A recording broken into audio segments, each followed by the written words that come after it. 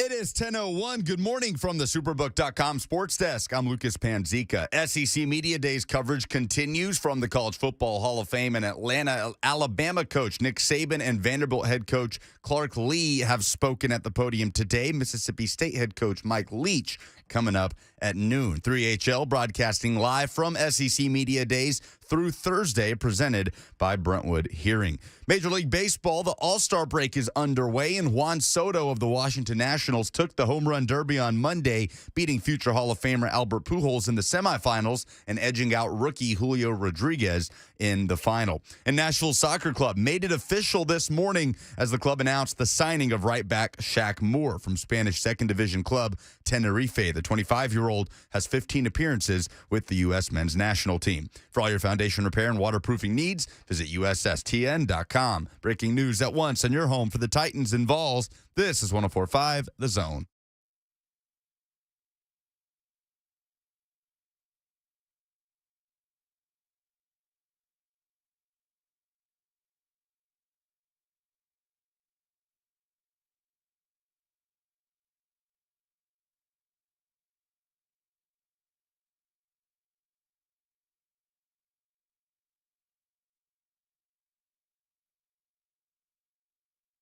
All right. Good morning. Welcome into 104.5 The Zone. Hope you're having a great Tuesday. Buck Rising here with you until 1 o'clock. Lucas Panzica's back there making it happen. We got Dawn Davenport live from Atlanta, the College Football Hall of Fame, site of the SEC Media Days. She's going to join us here to kind of go over what she learned yesterday, what she's learned so far this morning. A couple of coaches taking the podium. You heard Lucas mention Nick Saban. Spend some time talking about where the flaw lies in Alabama this year. How many years in a row have we had a conversation like that? Except in 2022, they may well have the best offensive and defensive player in the country. Going to go through the strengths and weaknesses of the Crimson Tide later on in the show. 615-737-1045 is the number. We'd love to have you. 615-737-1045. Vandy Eli in the comment section already. YouTube chat, Zone TV, Facebook, Twitter, YouTube, Twitch. Been active this week. Very active. Well, listen, they feel it. They feel it in their bones. They feel it in their soul. It is football season. Even if there's no actual football for several more weeks, it is officially football season. As soon as media days in the college world roll around, you feel it. You get the bug. We're doing divisional previews. We're breaking down LSU's strength of schedule. We're doing all kinds of things. It's the itch, baby. Feels good. It's that smack. Football is what makes the world go round. So, yeah, the Zone TV chat's been active this week. But Vandy Eli leads us off and says, give us the Vandy talk, Buck. It's my one time a year until we inevitably lose week one. Now, man, I'm not down to do that to Vandy fans today. Like, this is the time of year when everybody rejoices. It's draft because you can't lose. It's SEC Media Days because you can't lose. Everybody's undefeated. Everybody's happy. Unless you're Butch Jones circa, 2015, 2016, and you're being asked about the year you started 5-0 and finished 8-4 without winning the SEC East. Nobody loses media days. But Vandy, a pretty interesting case study under Clark Lea. Now, his comments this morning were, how would I describe them, Lucas? Because you had the press conference on in the green room with Robert, with Rhett Bryan, with you and me. How would you describe the tenor of Clark Lea's press conference today? You know, using the word uninteresting seems unfair because oftentimes at SEC Media Days, a coach's podium appearance is only interesting when he says something inflammatory, right? And that is not Clark Lea's persona. Clark Lea also, as a second-year head coach, doesn't quite have the gravitas in the grand scheme of things in the SEC to say those things that'll carry that weight. He's not the guy that's going to be like Lane Kiffin saying, we made cheating legal. Right? So it feels unfair to call it uninteresting, but maybe that's not a bad thing for Clark Lea to call it that. Well, and from his standpoint, the most interesting thing that they have had going on is the quarterback competition. And in bringing Mike Wright to media days, that would indicate that he's going to be their starting quarterback in 2022. Now, as far as what Clark Lea has to build upon, I mean, it feels so. It just feels like I'm looking for the point when I can say Vandy legitimately has a pulse.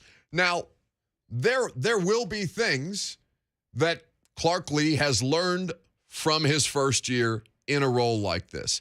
And he knew, as we've talked about several times, we had him on the show before the spring meetings in Destin a couple of months ago and talked to, actually, I think he was on vacation. He called us from the pool right before got back into the swing of things.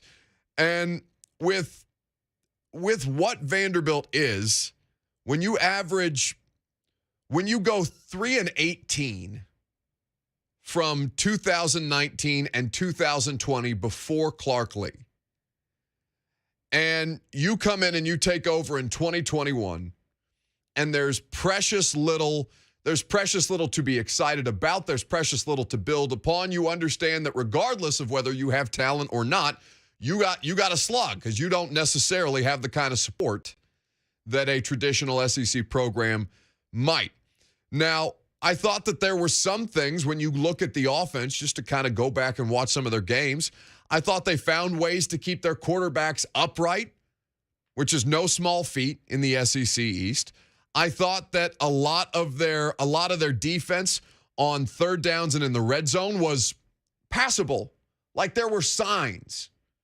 And that's all you can ask for, because the conversation around Vandy, and I don't think this is unfair. I think most Vandy fans would agree with this assessment, and you're welcome to chime in one way or the other, 615-737-1045. I would say that just a simple pulse check on Vanderbilt, that's all that's required until further notice. And that'll be the way that they go about the season. And it's just a matter of, okay, how competitively can you compete in these games that you have on your schedule in an East that seems to be more balanced than it has been in the last couple of years? There are no easy victories for Vanderbilt. Looking at their schedule, there's nothing there. You can't assume that the team that lost to ETSU last season is going to be able to put up a fight against even, or rather conquer, even the most meager of opponents. Do the Elon Phoenix scare you, Lucas? Because that is Vanderbilt's opening opponent. Is Elon FCS? Well, they'll be in Hawaii first. No, I'm sorry. Home opening. Home opener, yes. Is Elon FCS? I have to imagine that they are. But even still, these are not things that you can take for granted. They've got Alabama, Georgia, Kentucky, Tennessee, obviously on the schedule this year, and a home game against Ole Miss that, you know, maybe they'll have people show up and support in Nashville just to boo Lane Kiffin. Maybe Vols fans go out of their way to go watch a game at Vanderbilt when Lane Kiffin's in town just to throw mustard bottles at him. Did you see he signed a mustard bottle yesterday? I did. He's signing mustard bottles and golf balls.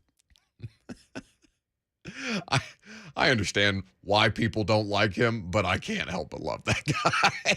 I've always liked Lane Kiffin. He was great. And by the way, even if you don't agree with Lane Kiffin, you'll hear some from Clark Lea throughout the course of the show. I know that 3HL has him on today, as well as Mike Wright, the Vanderbilt quarterback, who it would seem projects as the starter at this point, because that was, of course, in question coming into this season. But Lane Kiffin at the podium yesterday had some pretty interesting commentary about everything that's happening in college athletics. And he's been loud on this point for quite some time.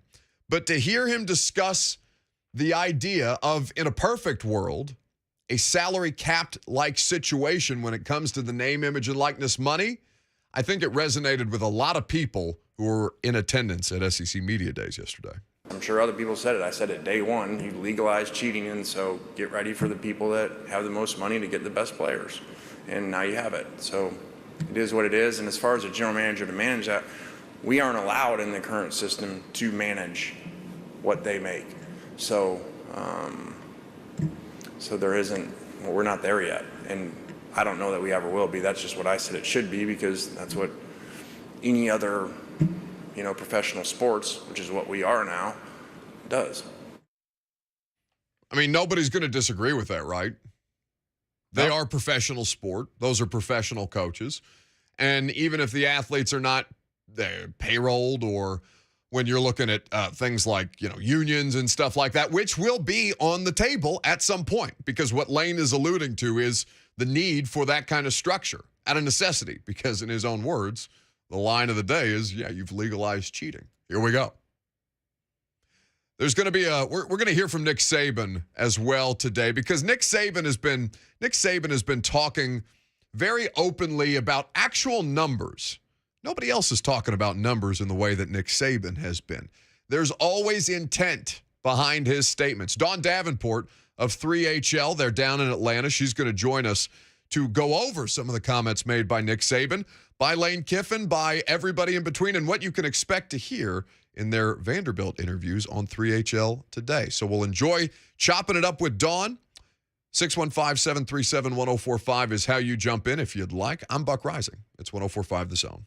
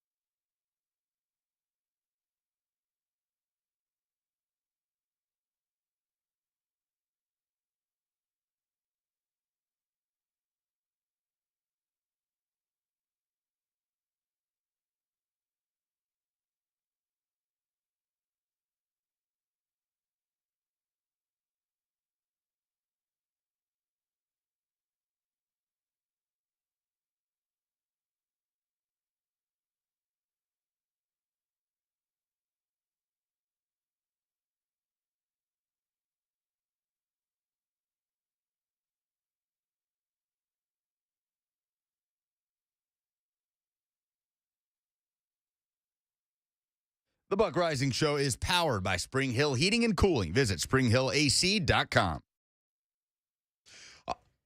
Okay, so Dawn Davenport is on the show.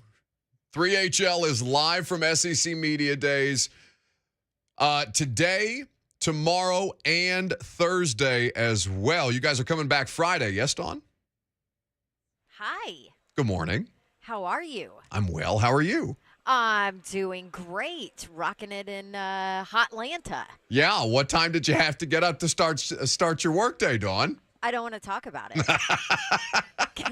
Let's just say I'm fueled by coffee. Excellent. Well, we're very grateful that you took some of your time. Now, I'm told before we get into the SEC football conversation that you want to take a call by request. Is that correct? Yeah, that would be. Is it Charlie Lucas? Is he on the line? Yes. All right. So let's see what Charlie and Franklin has to say before we talk some ball with Dawn Davenport. Hello, Charlie. Well, Don, hi there.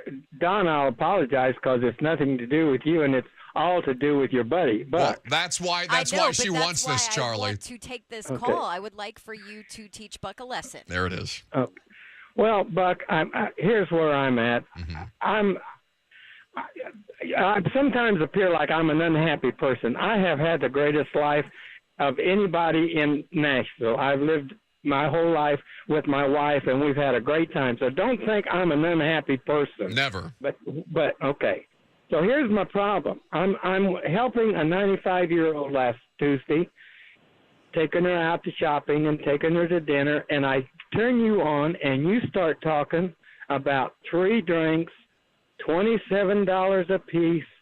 You get to go to the football games, and you get to get free food, and you get to drink all you want, and you don't cost you nothing. I think you ought to go back and listen to your program and how it would come off to a 84-year-old that started caddying at the Indianapolis Country Club when he was 8 years old, and he worked till he was 59 years old and retired, and now 84. But my point is, I think there's a lot of people that got up and worked every day like I have, and I've had a great life. Don't think I haven't. In fact, last Sunday, church voted 90% for a project, and there was only 2 of us that voted. Oh, no. Did you cut him off? I did not cut him off. I want to say there he something. is. Oh. Okay. All right, I'm done. Thank you. Oh. I'm sorry. Charlie, I think we lost the signal. Oh, okay, Charlie. Oh, I was like, hold on, you just started the music. No, I would I never. know, cut man. him I'm off pissed. yet. We were doing a thing. We had the music. I would never cut Charlie off. Hey, can I just say this? I will say this. I give Buck a really hard time. By the way, Charlie, I'm with you. Like, these prices are absurd and ridiculous at venues, and they need to go down. And it doesn't matter if, Buck and Media gets free food and drinks. No, and I was talking about anyway. Dawn, I went out in the Gulch. I got a $27 tequila soda at L.A. Jackson or something like that. Charlie hears what he likes to hear. Oh, were you complaining about it? Because you should. Well, we were talking about venue prices that then transitioned into, well, I'm paying more when I go out to drink at bars in downtown Nashville, and so the conversation got warped. But anyway, say the nice thing that you were getting ready to say about me. Yeah, Go I ahead. was actually going to say something nice about you when he's like, I got up every morning and worked hard and worked till I was 59 and retired. I give you a hard time, but I just want to say Buck Rising works his butt off. Like, don't think he just shows up and does a radio show. So I'll give you a little credit. You're a grinder. You work your butt off, and everybody in this business and industry does. While we're in the entertainment industry, it's not all just what you hear on the air. So Did you anyway. get what you wanted out of that call? You wanted somebody to on-air shame me. Did you get what you wanted? Now you feel bad. I'm always good with that. I always like when you get on air shamed. So, we're good with it. Why is Nick Saban talking about monetary figures at his press conference today, Dawn? Why is he tossing out a $3 million number? What do you mean, why? Nobody Why do else you is. think? Well, I know, but I'm trying to set you up here because nobody else uses like 3 million specifically. He's throwing out specific numbers in his media availabilities, and I would just like for you to explain to people why you think that is. Well, I think there's a lot going on here. First of all, I will say that I think that there's a little bit of damage control being done by Nick Saban and Alabama. First of all, he kind of tried to show a little personality, and somebody asked him something that people don't know about him, and he's like, oh, how well I clean the house, and then he says, hey, Miss Terry's the leader on vacation, and I'm just really looking forward to being back as the leader of this organization. So I feel like he came in, first of all, softened a little bit because of what went on with the Jimbo attacking kind of that, which in here's the deal. What he should have done was just attack college football and where it is right now, not specifically name called with Texas A&M and what's going on at Jackson State. So I think there's a little bit of damage control going on there. And the reason he threw out the $3 million number is because he was complaining about NIL and what's going on. And he wanted to point out, listen, this program and this team is extremely successful at making our players money thanks to NIL deals. So don't get my complaining wrong that we're not doing it right, that we're not still at the top of the heap in how things are going. I think that was a very deliberate, hey, look, I might have spoken about it, but we're doing it. We're getting it done. This does not mean we're not at the top like we always are. And I guess to have his voice on that matters. Dawn Davenport is here with us. She's live down in Atlanta at the College Football Hall of Fame, where 3HL is broadcasting for the bulk of this week, courtesy of Brentwood Hearing Center. We're grateful for Dawn and for Brentwood Hearing Center for making it possible. Yes. Looking at, I like when he does these things, Dawn, because I do agree to an extent that there is damage control involved in every Saban media appearance since that video got leaked from from that Birmingham business leaders function that he was at. But I do still think that what we are looking at from Nick Saban is messaging that other college football coaches don't seem comfortable getting involved with. The furthest Brian Kelly went yesterday was to say that, yeah, we're not going to be outbid. Nobody's putting actual dollar amounts on it, though, which is why it makes it interesting for me. Do you think he didn't mean to? Oh, no, I 1,000% think he I was going to say meant that to. Everything is very calculated with Nick Saban. And let me ask you this, though. Do you have an issue with him talking about that number? Because I don't. He's already said it needs to be regulated. Greg Sankey in his opening, statement pointed out, like, hey, look, there has to be some kind of regulation because you're dealing with different laws state by state, and that's just that does not make it all equal, right? So I feel like Nick Saban has put out there how he feels about it, so why not just say, hey, look, we're all in, and $3 million is what has come into our student athletes this year. Like, do you have an issue with him giving the number? Absolutely not, Dawn. I want all of this out in the open.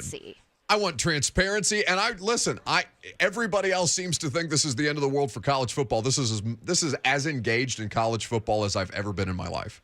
Yep. Like all of these I'm so different. Proud of you.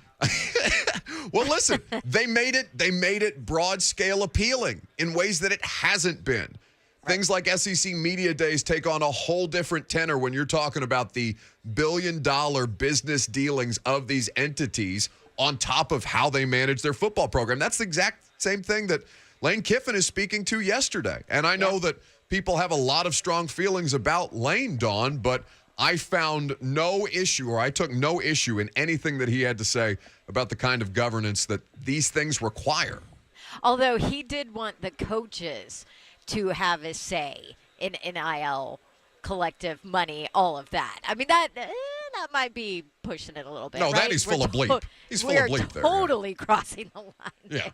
That's such a Lane Kiffin comment. Well, I mean, but can you blame him? The NCAA let them run wild with this. Why shouldn't he say stuff like that? I know, and that was one of my takeaways from yesterday was I really felt like Greg Sankey kind of went after the NCAA on their lack of movement on this. Now, he did this last year, too. He went after the NCAA on how long it takes them to figure out penalties and all of that, because he's like, all these athletes are now dealing with penalties to their teams and scholarships and whatever else that they had nothing to do with, and they weren't there, and it's 10 years ago. And so he criticized the NCAA last year for that, but I really felt like it was standing on his mountain and saying, hey, look, the NCAA is doing nothing, and this is where we are. Now we're having to navigate it with no regulation, and it's a problem. So in the first day down there, and obviously you guys are going to have Clark Lee, Vanderbilt's head coach, and Mike Wright, quarterback. Starting quarterback. Done deal. That's right. So I want you to be able to tease what's on the conversation so I don't be a dope and give it away. Yeah, well, first of all, with Mike Wright, I worked spring game for Vanderbilt for ESPN, and, it was still a quarterback battle then. Now, I kind of got the feeling that Mike Wright was on that way just in talking to him, his leadership skills, and, the fact that he was one of the first players to earn his number, which is something they do in the spring. I mean, your leaders are the guys that get their numbers first. So I kind of felt like it was going to go in that direction. But this is the first time we have heard from Mike Wright since the decision was made that he is the starting quarterback.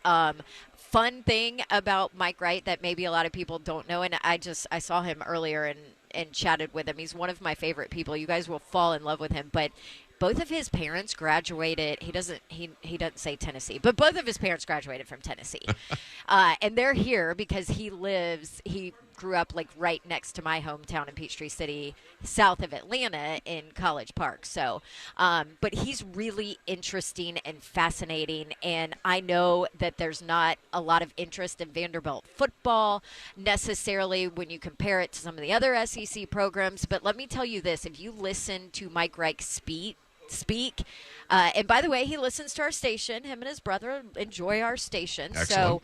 So you will root for him and you will fall in love with him. So and then with Coach Lee, I think some of the big topic stories are how are you equipped to do better in year 2? Where did you learn? What's different? All of that, and then a little bit about Mike Wright, since he has named him his starter now.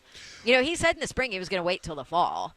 No, we had him on 2 months ago. He was sitting by the pool. He called into the show because we hadn't had the opportunity to have him on yet, and they were still kind of working through it before spring meetings. Yeah, so I think he felt like it was probably really important to get it done and to showcase a guy like Mike Wright. Hey, by the way, he went to the Manning Passing Academy and was roommates with Hendon Hooker.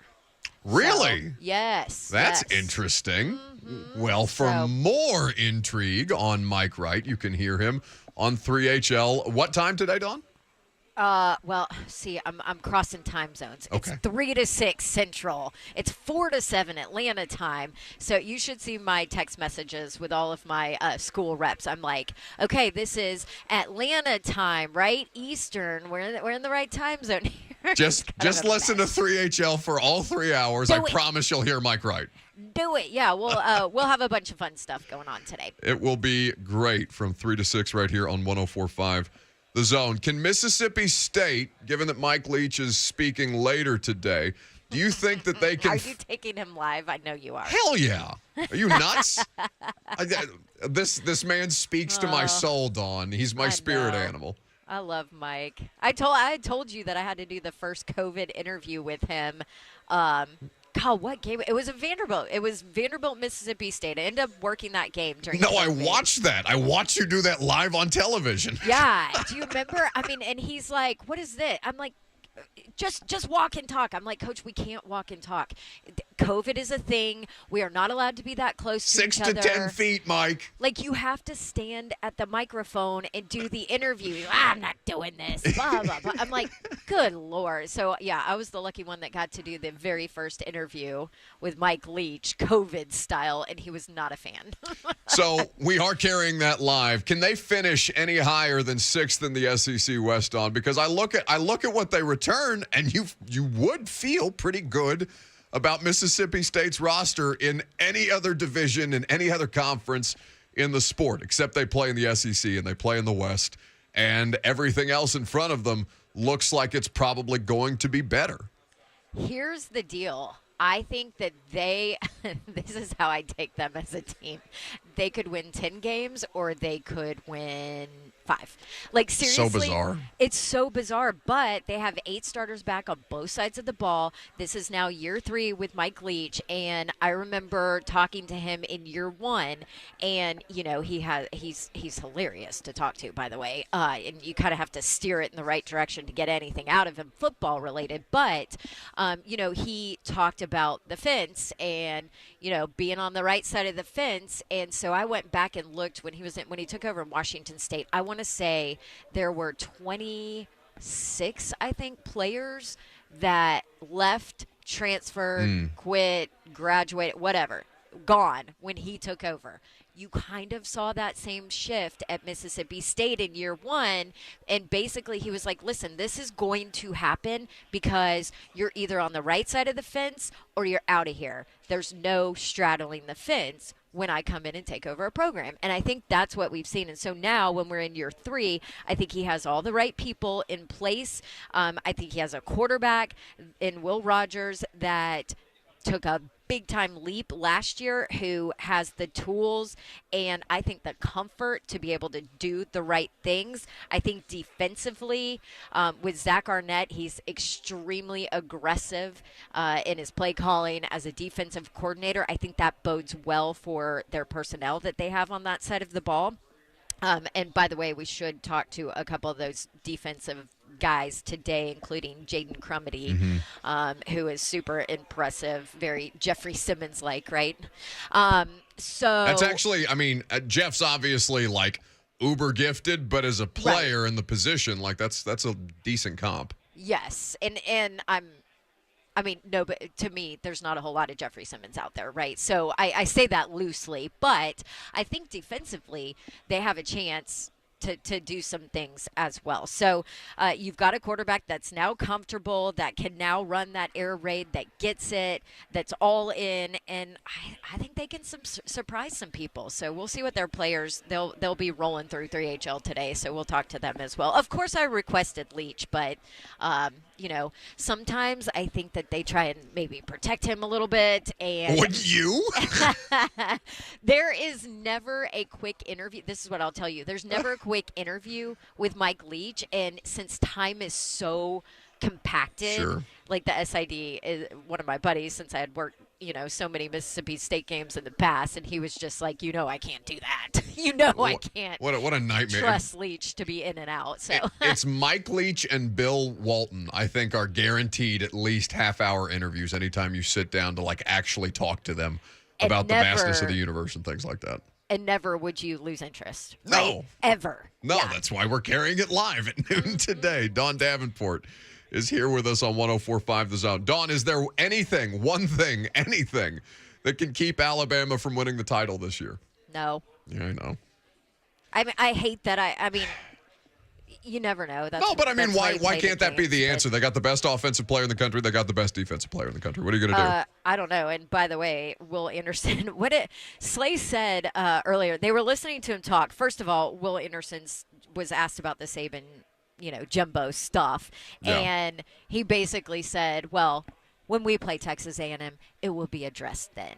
And I was like, oh, dear Lord, they're going to die. Yeah, like, I mean, that guy. So Slay is sitting there listening to him in the mass media chat because, you know, Alabama players don't come by our table. So even though we request, just for the record, we request every year. So do you want to start a fight on the air? I'm down. We can do this.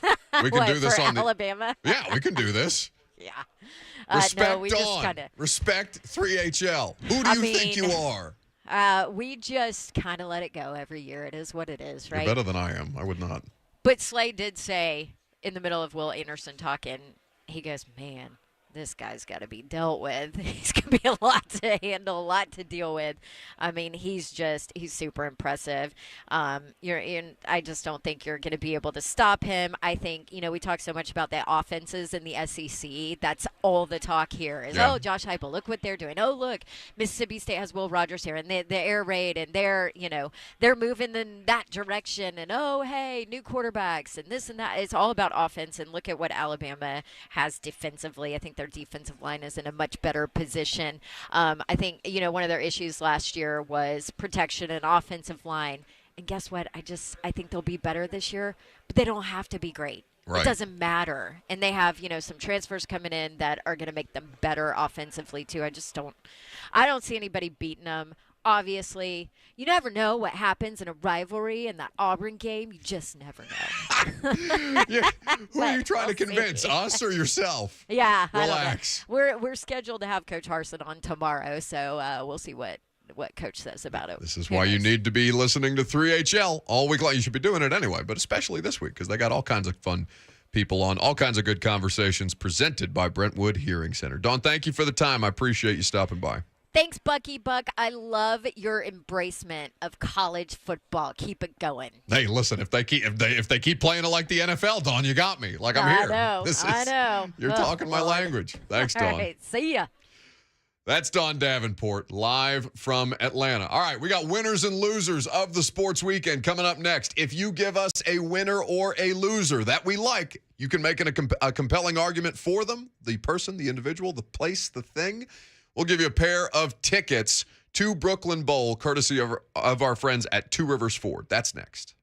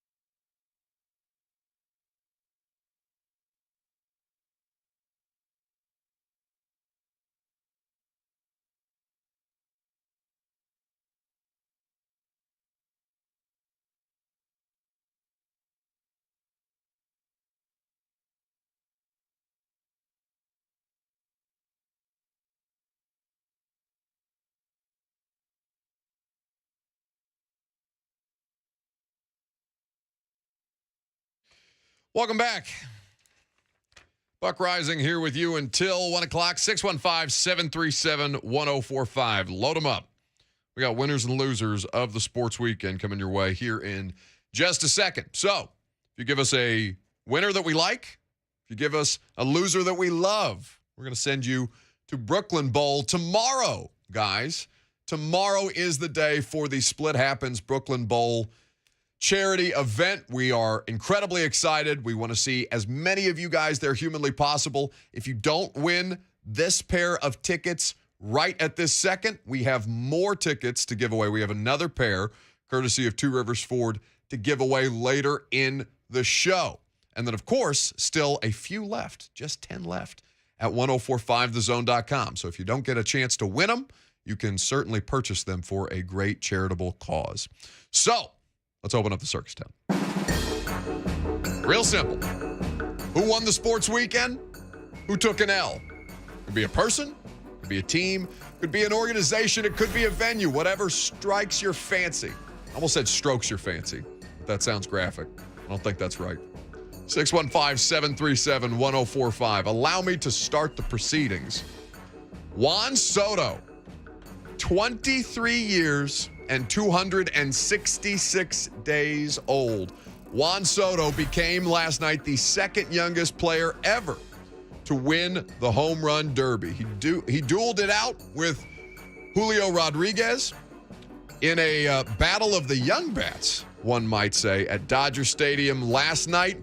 He is also the same player who told the down bad Washington Nationals, down tremendous Washington Nationals, that he did not want $440 million from them. He said, no, I'd rather be traded. Get me out of this wasteland, which is crazy because the Nats just won a World Series not that long ago. Anyway, Juan Soto is your winner of the sports weekend. And while Lucas is fielding your phone calls, I can give you a loser as well.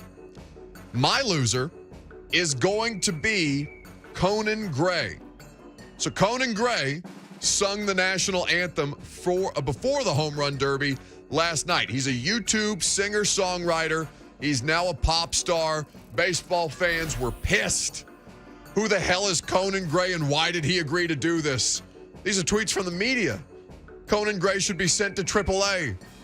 I don't know who the F Conan Gray is, but that was top 5 worst national anthem renditions I've ever heard. Did you watch any of the Derby last night? Yeah, I caught some of it. I completely lost interest once Albert Pujols was bounced. It was apparently a disaster. Now, I feel bad for this kid because he's just a kid, and he's got 21 million monthly listeners on Spotify. But I think it's different doing a TikTok song rendition than it is doing a live national anthem with no effects to be able to help you in your pop star YouTube sensation voice. Loser of the sports weekend, Conan Gray. By the way, honorable mention for a loser, Kyle Schwarber. ESPN miscounted his homers when he went up against Albert Pujols. Oh, my God. And they gave him, I believe, 2 less than he actually had. I think it should have tied them at 20 and sent them into another swing off. But I digress. My winner of the weekend, keeping it in baseball, the Tennessee baseball program for what's happened in the MLB draft. Yes. 9 players drafted so far. That's the most in a single draft in program history. Right now, that's the most in all of college baseball. And listen to Tony V with his analyst chops on the MLB Network. I can't describe to people how he changed my life when he got to our program. He does things in the locker room and the dugout that are very tough to describe, especially in a short amount of time, but literally changed the way the program operates, thinks, competes, works. He went to the place he thought he could turn into one of the best baseball programs in the country, and he did it. And he got our guys thinking about being on the attack, believing in themselves, and he set a very, very high bar for work ethic. So that's him talking about Drew Gilbert, the 28th overall selection to the Houston Astros. But Tony V keeping his options open for when his coaching career comes to a close. He did a good job and a good look for Tennessee baseball. I mean, we launched his media career. He was our College World Series analyst during the Mississippi State run. So you're welcome, Tony. No. Look at him. He's killing it. Makes me very happy to see. Yeah, and he's not boring, which is always good for baseball. That's important. My loser of the weekend, Kentucky football. Tight ends coach Vince Marrow, who takes to Twitter. Wait. Go ahead. Is this back-to-back Kentucky football coaches loser of the weekend? Purpose. That wasn't on purpose. I think you have bias. Okay, so my buddy Mike Bratton, who I used to work with that Saturday Down South, he's on Paul Feinbaum yesterday, and he gives some pretty hot takes about Kentucky. He says that he thinks they'll finish 5th in the East. He says that Will Levis is not a first-round quarterback. God. That if Will Levis was a first-round quarterback, he would have declared last year. I disagree with Mike on all of those things that he said. But Kentucky tight ends coach Vince Marrow is my loser of the weekend because he takes to Twitter and he says, I have to laugh at some of these SEC reporters. Will Levis is a good quarterback. Did you ever think, at Michael W. Bratton, that maybe he wants to be a top 10 pick or maybe work on his craft a little more? I really appreciate you saying we'll finish in 5th place. LOL. You're real funny, bro. Coach. No. Stay off Twitter. Don't press send. Come on. Don't press send. Focus on your football team. Not a good look. Nothing good can come from the tight ends coach being on Twitter, tweeting about SEC Media Day Paul Feinbaum interviews. Woof. All right, Bubba and Dixon, for a chance to win Brooklyn Bowl tickets, who are your winners and losers of the sports weekend? Well, see, now I got to find another loser because that was the most horrendous national anthem. As I'm sitting down with my fresh pizza and beer, I almost threw it at the TV. You know what? No, it was so bad, Bubba. I will let you use it again. It was so bad it can be two people's loser of the sports weekend. My kid almost threw the pizza at the TV. That's how bad it was. Now, the winner, it's got to be Greg Sankey. This man walked into this SEC Media Days. He whipped it out, threw it on the table, and said, guess what? I'm here to run the show now. I am the captain now. Speaking out the NCAA and all these other Big Ten. No. That man can run for president and win, and he's just about telling everybody, y'all should have listened to me. You should have listened. Now y'all going to learn today. That's a good one. Thanks for the call, Bubba. 615-737-1045 is how you nominate a winner or loser of the sports weekend for a chance to go to Brooklyn Bowl, a pair of tickets courtesy of Two Rivers Ford. They were kind enough to buy 2 pair to give away on the show today. Why does one pull it out and put it on the table? Why is that the way to assert dominance? That's such a I want to know the background story. I want to know who the first person ever in means of asserting dominance over a situation pulled it out and put it on a table. I demand to know these things. Greg Sankey did kind of do that, though. We'll talk about Notre Dame, doing a little bit of a stick swinging of their own, to use the FCC safe term. But Greg Sankey did seem to feel like he was feeling himself at the podium yesterday. To say, in my view, and I think in the view of our entire membership, the Southeastern Conference is stronger now than at any other time in our history. We're poised to grow to 16 members on July 1st, 2025. This expansion keeps the SEC in contiguous states, which supports a reasonable geography among like-minded universities and keeps us confident that fan interest will continue to grow in our communities, in our region, in this country, and literally across the globe. There's no sense of urgency in our league, no panic in reaction to others' decisions. We know who we are confident in our collective strength, and we are uniquely positioned to continue to provide remarkable experiences educationally and athletically, along with world-class support to student athletes. Yeah, he's swinging it a little bit. But he knows. The SEC and Notre Dame know that they're in the driver's seat. We're going to get into a little bit of new information on Notre Dame specifically and the latest on a potential Pac-12, Big 12 merger. 615-737-1045 is how you join the show. Mike Felder going to be here as well. Actual football talk with a real-life football analyst. Can't wait.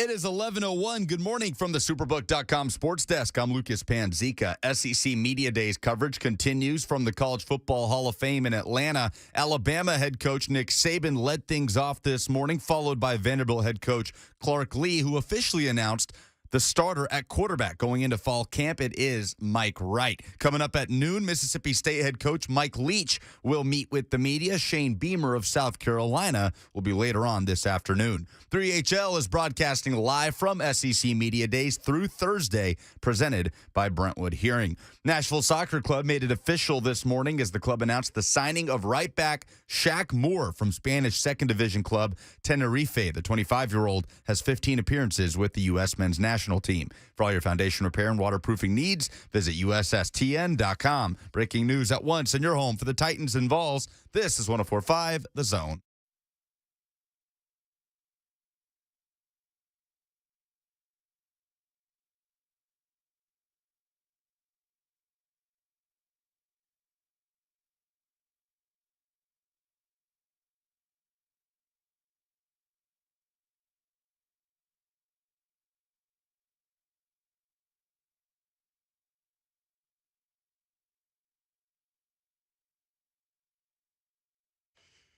All right. Hour number 2 off and rolling. Welcome in or welcome back. If you've been hanging out with us so far, we're happy to have you. Lucas Panzica's making it go. Mike Felder will be here in just about 15 minutes from now.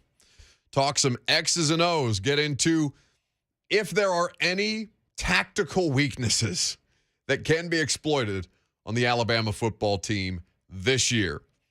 Best quarterback, best offensive player in the country, in all likelihood.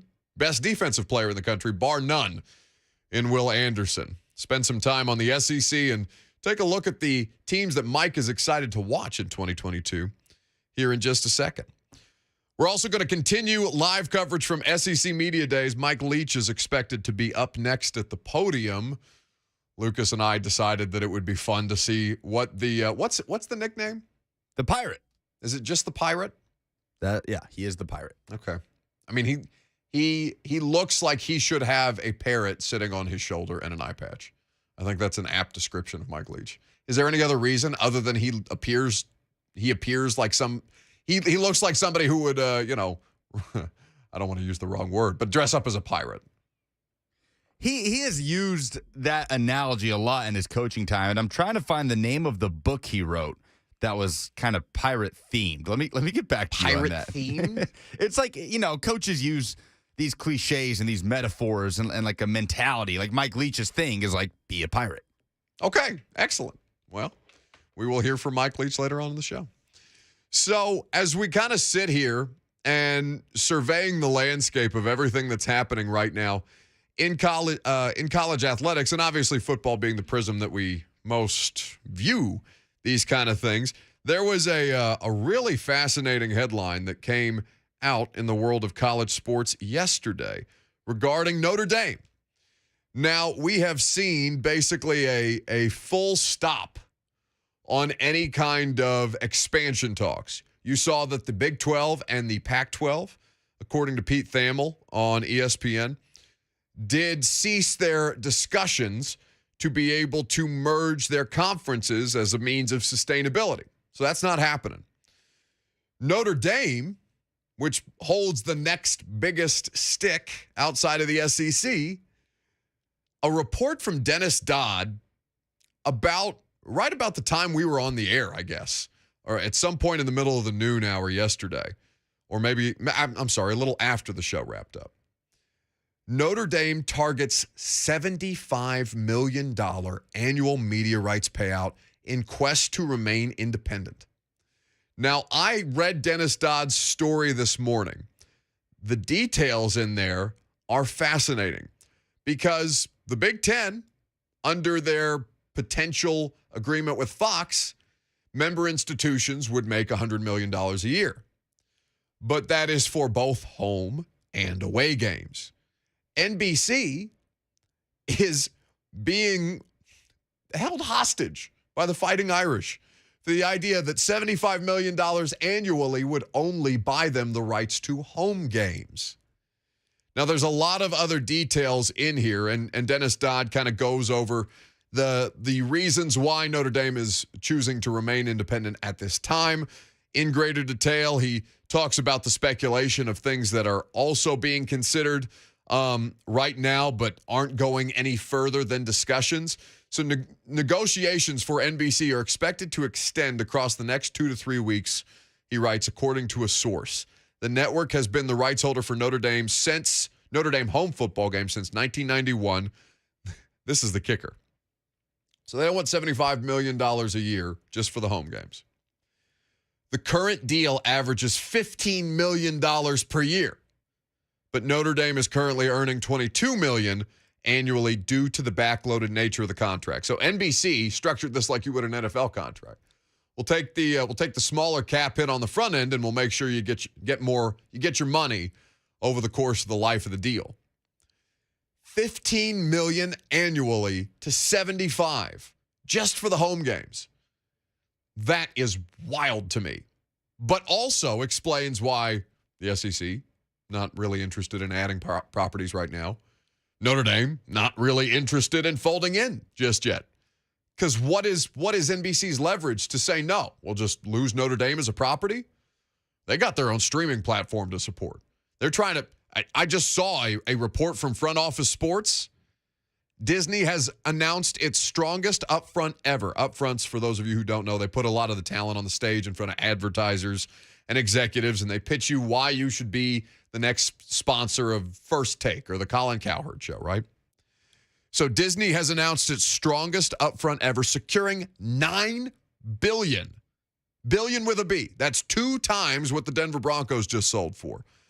In advertising commitments for just the next calendar year, 2022 through 2023. Sponsor interest in live sports drove record results across ESPN and ABC, while added women's sporting events sparked increases in ad volume. So ESPN and Disney have a lot more to offer. Notre Dame's just out here with these home games. And they're saying, yeah, you want to put these things on Peacock? You want to monetize your streaming service? Bam, baby, I got you. But we're going to make more money off of it because you're going to make more money too. That's why you kind of see this halt in the expansion right now in ways that I think a lot of us came into work the next day or, started the day the next day after USC and UCLA and said, oh my God, what next? When is Oregon and Washington going? When will Notre Dame join the Big Ten? They have to. They have no choice. Not so. What's the Lee Corso line? Not so fast, my friend. Yeah, it'll be interesting. Thank you for see. stampeding me on that. Oh well, you asked me. You literally asked me. I was doing the thing on radio where I ask what's the word? What's a question that you don't actually want the answer to? Are you asking me or? Shut up. Is this a rhetorical question? A rhetorical question. You're a jerk. But the question here, not rhetorical, is how does college football playoff expansion work into all this?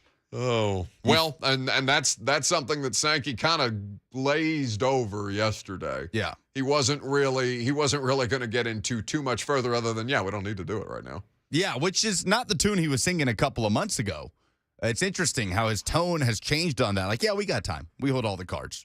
We got time. You adapt to new information, right? I don't think, because I understand, like, people are dragging Greg Sankey yesterday or trying to drag Greg Sankey yesterday because his position has evolved on this. But, isn't that the job? Like, aren't you supposed to adapt to make sure that you are strategizing the best business plans moving forward for the health of your conference and your sports? That's his job. I don't want him to be married to one position. That's how you die.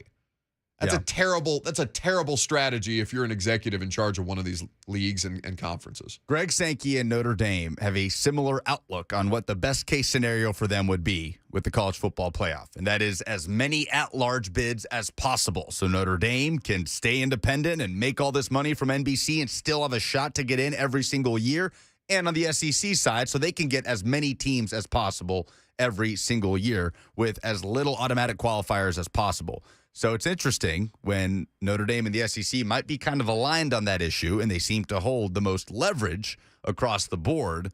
Maybe that's an indication of where we're headed with college football playoff expansion. 615-737-1045 is how you join the conversation. I mean, The no sense of urgency line from Sankey to expand beyond their future 16-team conference, I think, is the headline from yesterday.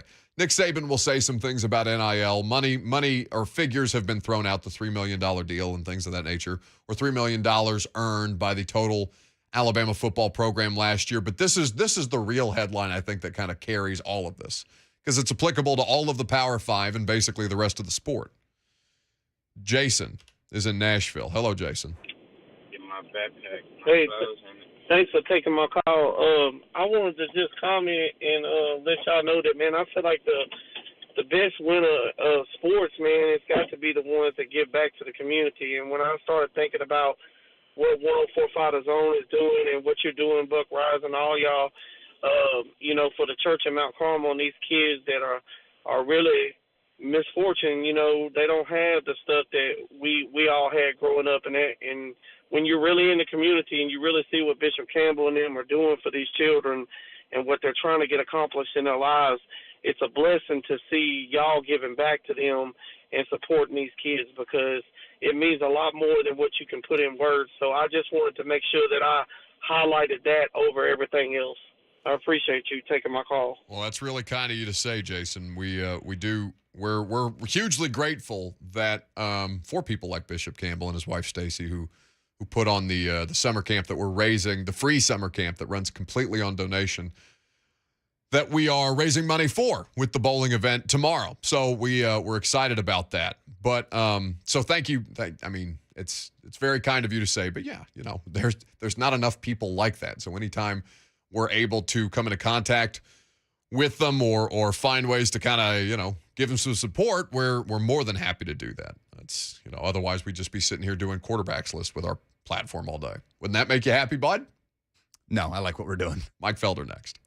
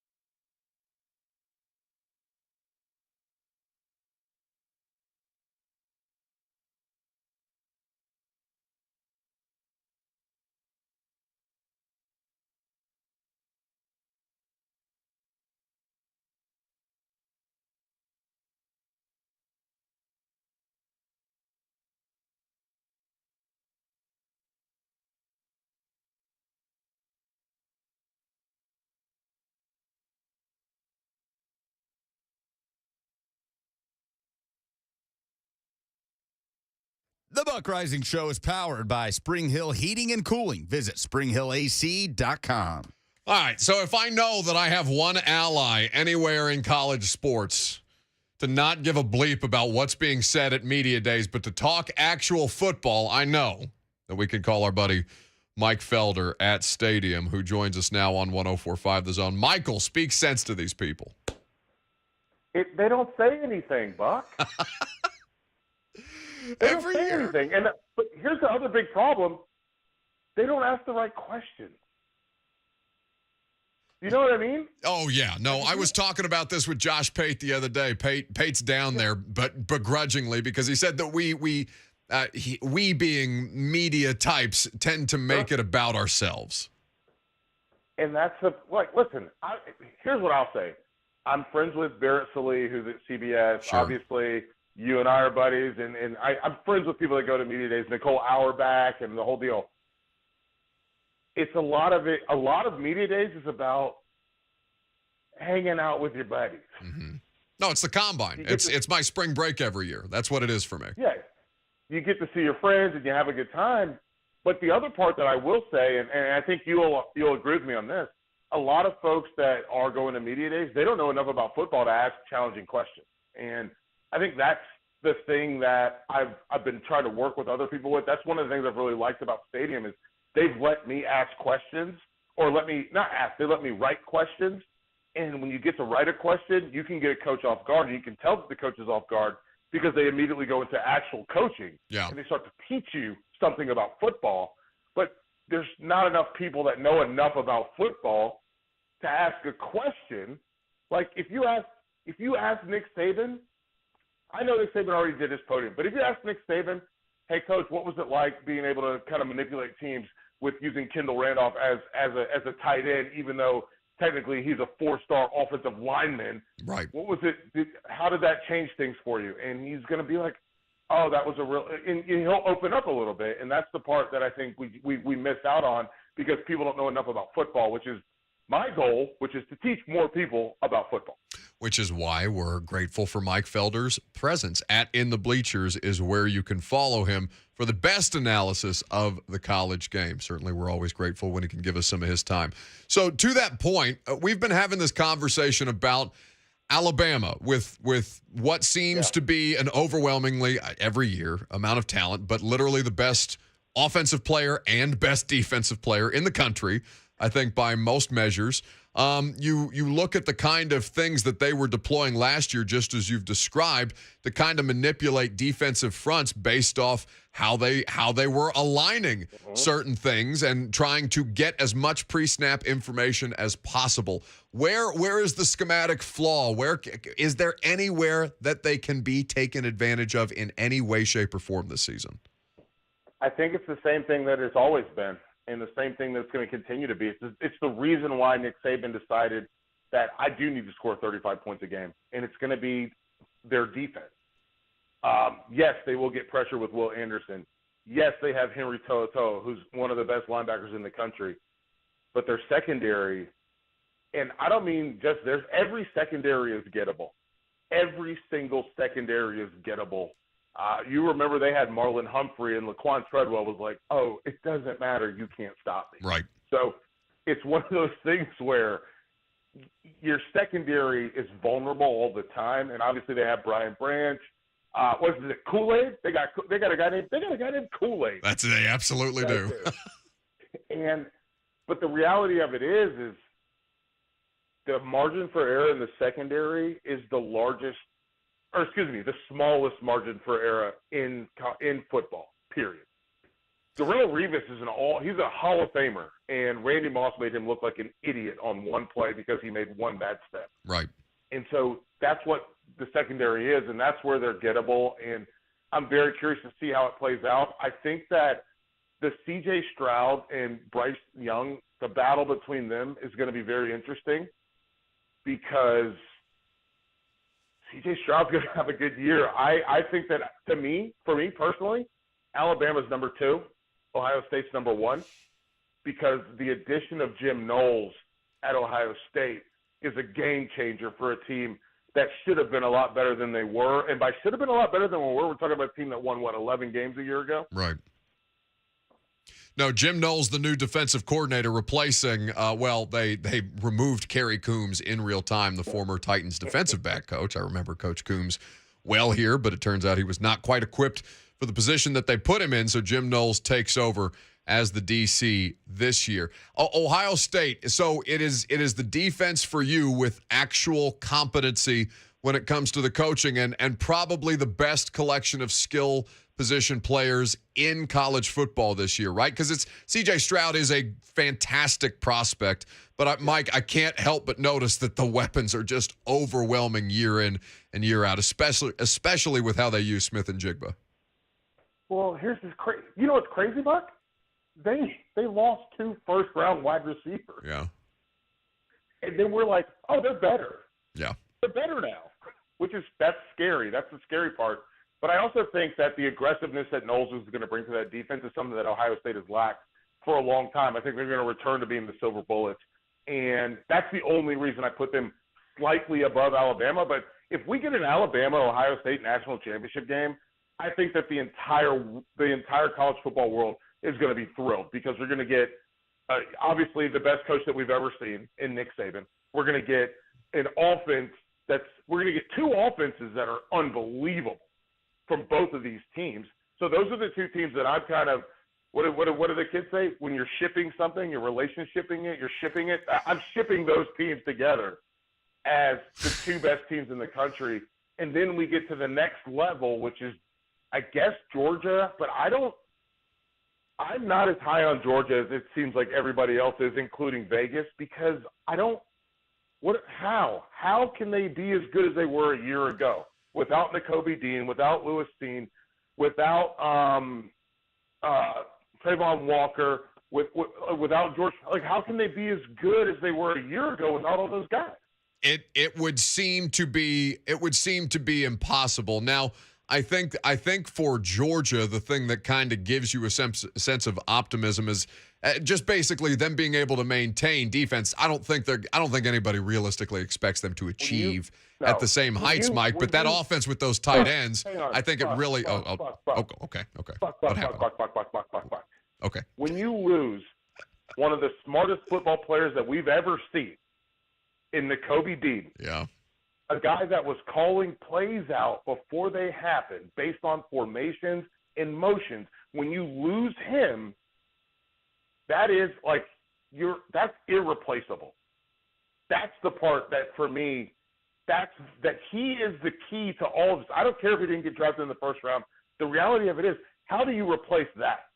No, there's no way to. I mean, that's a generational type of talent that has that kind of ability and that kind of recognition and processing. It just, you don't find all of those in a sport like that where, the size is going to be a knock on Nakobe Dean. Foolishly, I'm sure the Eagles were very, very happy to take him when they did, because the guy is unbelievable to watch. But the offense with those tight ends, Mike, it excites me.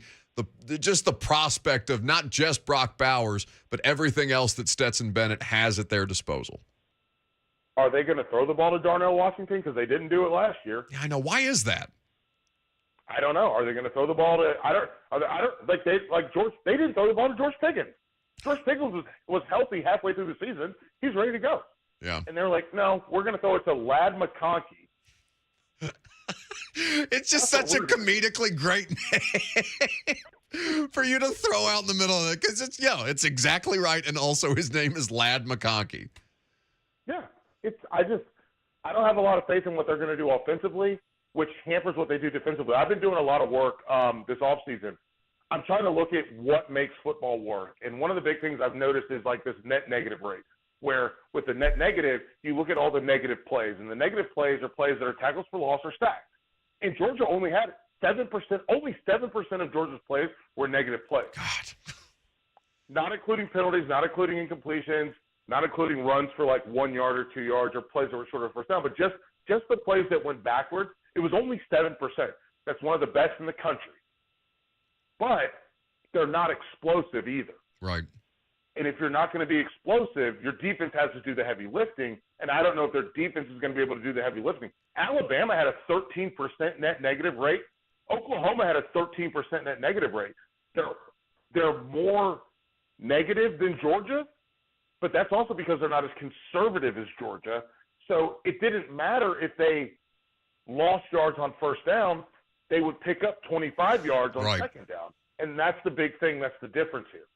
No, it sounds unsustainable the way that you've described it. Mike Felder here with us on 104.5 The Zone. Check his work out on Stadium at In the Bleachers is where you should be following him. So looking at teams that do possess the explosive play ability or whose offenses allow for explosive plays to come, by nature of how they manufacture it and how they take advantage of how much more space that they have over the middle. When I'm looking at Alabama's schedule, Tennessee kind of strikes me as that, Mike. Yeah, no, you're not wrong. I really like that team. They're going to be good this year, and I don't want to make fans go crazy, but it's too late. It's too late. You've already whacked them. They're awake now. Like, why can't Tennessee finish second in the East? Why not? Why not them? The only thing that seems to be standing in their way is Kentucky, and I don't like Kentucky nearly as much as I did last year. Yeah, and Kentucky's lost some big pieces. Right. You lose a massive piece of your offensive line, and what is it, Kendrick? You lose some defensive player. Like they've lost some pieces. So the sustainability for Kentucky is interesting. When I look at Kentucky, I think about Iowa State, and I think about the fact that, like, if not now, then when?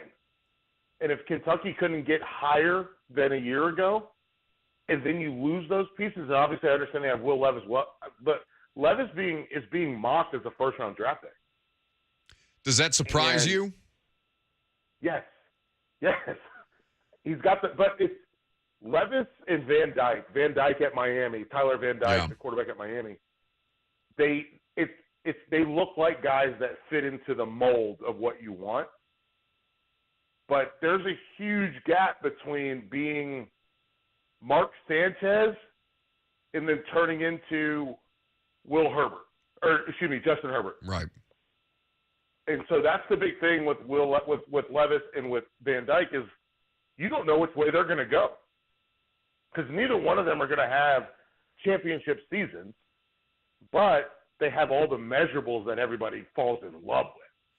Well, and the NFL people that I talk to, Mike, I don't mean to interrupt you, but they just get so obsessed over especially with Levis and Bryce Young, but that's a different kind of conversation. Mm-hmm. Just the idea that they can operate in a pro-style system, that Bryce Young is setting protections as a freshman at Alabama, like these basic things that they have to reteach quarterbacks at the pro level that I'm watching Malik Willis go through every day that he's out on the practice fields here.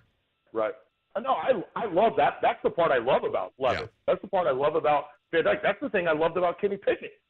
Kenny Pickett ran an NFL offense in college, and that's why I think he's going to be okay. And I think Levis is going to be okay.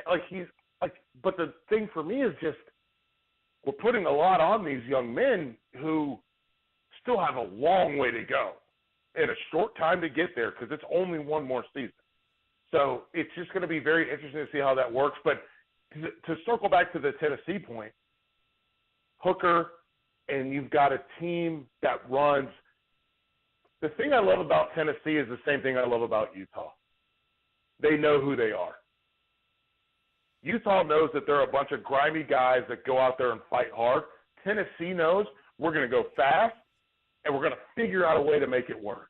And when they go fast and they do those things, when they go fast and they find space and they're like, this is it. I love the fact that Utah and Tennessee both live in a world of, I'm not trapped in here with you. You're trapped in here with me. Let's see what happens. And I love that about them. So that's why I'm excited for Tennessee this year.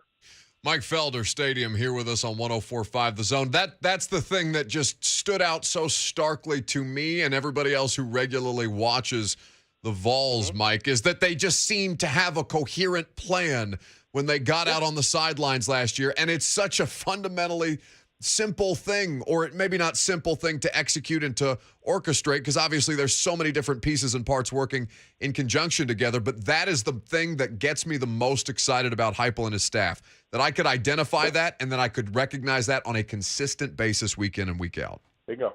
No, you're right. Like, it's Ohio State lost to Michigan, not because they didn't have more talent than Michigan, but because they didn't know who they were defensively when it came to playing against Michigan. They didn't know what to do.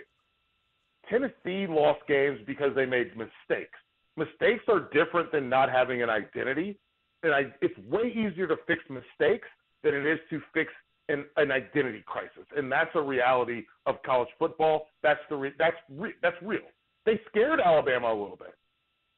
They scared them. They were like, Alabama was like, oh no, we do need to put we got to put our foot on the gas because these guys might actually do something against us, and so it's having an identity matters a lot. And Utah, these are two sides of different coins, or they're two sides of the same coin. Tennessee's identity is that offense and the way that they want to go fast. Utah's identity is like we eat nails, and listen, we eat nails, and that's what we do. Like we're tough guys. We're billy goats.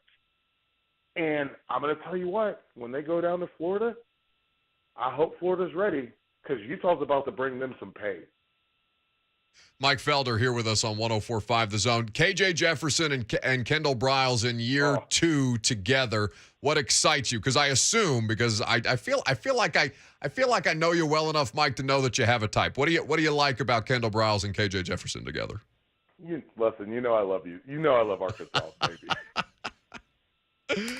They again, Arkansas fits into that. They know who they are. Right. They know they're going to play zone defense. They know they're going to play their rules. They know they're going to run the football. And then KJ Jefferson every now and then is going to do something crazy that makes it work. And you throw in the fact they got Jaden Hazelwood from Oklahoma, Georgia kid.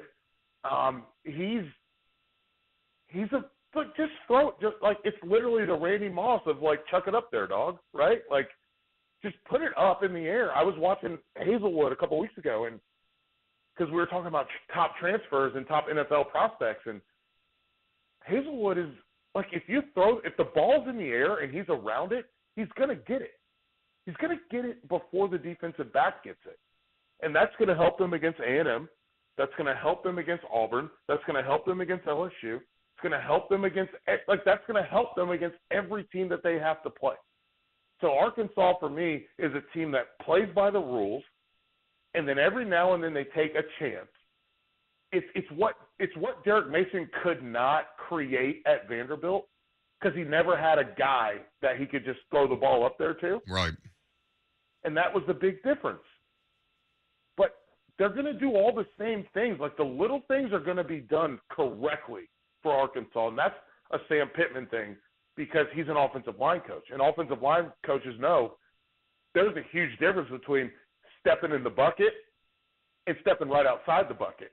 And if you don't step in the bucket, now you've made a mistake, and now my quarterback's getting sacked. So he's looking at all these little things. And I would simultaneously love and hate being in the film room with Sam Pittman because I know that he is going person by person looking at every single step that they take. And I don't know if you've experienced this, but I know that I have. When they watch your step and then they look at where your face mask is pointing and they go, why are you looking over there? And I'm like, well, and they're like, no, you read 1 to 2. You read in to guard, or you read in to tackle. Why is your face pointing this way? Why did you take a 4-inch step when you should have took a 6-inch step? Those are the little things that Sam Pittman cares about, and that's why I love him as a coach. This was fun, Mike. It feels like football season. I always enjoy talking some shop with you. Thank you so much for taking some time today. Dude, it's always great. We have a good time, and I'm looking forward to the season and just getting back into it. Michael Felder, he's the best in the business. At In the Bleachers is where you can follow him. You know it's football season if Felder is on the line. 615-737-1045 is how you jump in. Cecil calling us from the great state of Florida today. Hello, Cecil. Hey, how are you today? Great show. First time I've ever tuned in. Well, we love that. I hope you'll stay. Oh, yeah. I'm excited about all this hype that's went on. We haven't got to see any of it, but I'm kind of interested in, we're going to have conference championships. So we're going to have people playing different teams in different areas in the regions they've never played, like the Gators. The Florida Gators going to Michigan and playing in Ann Arbor. 105,000 plus. Those are going to be cold Gators, and Gators don't do very good in the cold. And then we're going to see LSU go to on the Olentangy and play the Buckeyes. Probably, maybe one of the top three teams in my opinion, because we haven't played any games yet, and the proof is when you play and get your players out on the field and see how they're prepared. And I feel sorry for Texas. If they play Nick Saban, the real Nick Saban, he has a off season to prepare for a team. I think it's going to be very interesting if Texas is not behind by 21 points by the first half. But anyway, like I say, I love your show. I'm looking forward to all this hype that goes on. And in Notre Dame, their contract is with ABC, if they go to a conference, they have to go to the ACC unless the ACC is dissolved, and then they have contractual obligations that they no longer have to honor. Cecil, we appreciate the call. If you're new to the show, you don't know that the Oscars music means you've hit the 60-second clock on the phone call. Welcome to the show. Yes, thank you for the call. My guy was still out here going. A lot of bases covered there. A lot of bases covered. Cecil, thank you so much for that call. You know what? New listeners make me happy. New opportunities to teach listeners the rules of the phone calls. That makes me even happier. 615-737-1045. Mike said a lot of interesting stuff there about Tennessee. We're going to break it down next.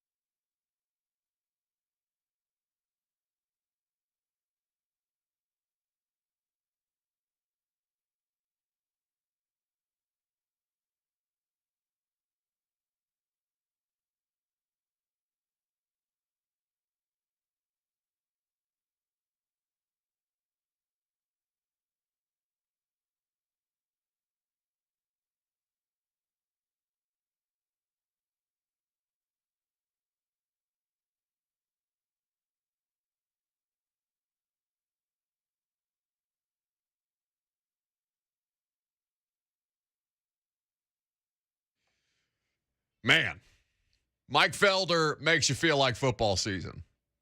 I don't know how often we're going to bother him during the actual season, Lucas. But Probably as much as he lets us. Yeah.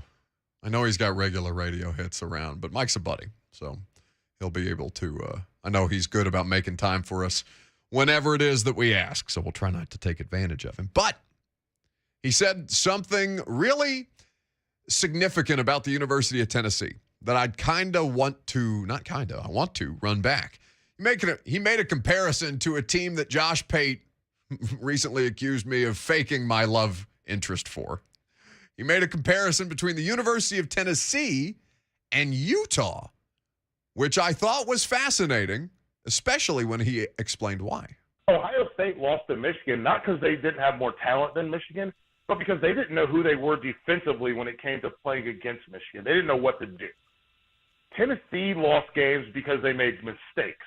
Mistakes are different than not having an identity, and it's way easier to fix mistakes than it is to fix an identity crisis, and that's a reality of college football. That's real.